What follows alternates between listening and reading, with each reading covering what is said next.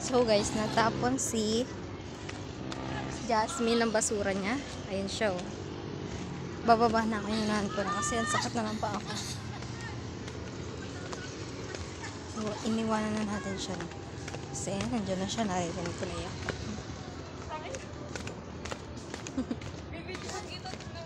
Sige, go lang.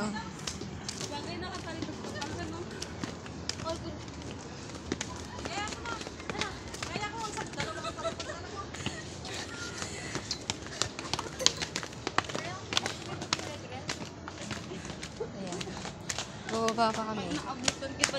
Sige lang. Inumukod ka kasi mag-video. Uy, ako kasi nakatapat kasi yan sa akin, oh. Hindi na nga ako dito para di ka dito. Uy ka naman. Bi, wait lang. Sakit ng pa ako. Ay, yung sword. Ay, gago. Balikan mo yun. Mona! Balikan mo yun. Ay, gago. Uy, balikan mo yun. Wag na natin. Hindi mo para tayo nagkalat doon. Akala mo dadalhin mo kasi.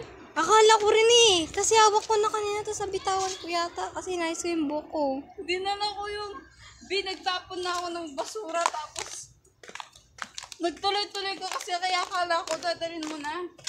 Kahit ako din. Alam mo ba dito, muntik na ako mahulog dito. Hinawakan na ako ni Ellen. Kasi, nahihilo na ako. Nahulog. Oh. Tapos dumarit yung ulo ko dun sa...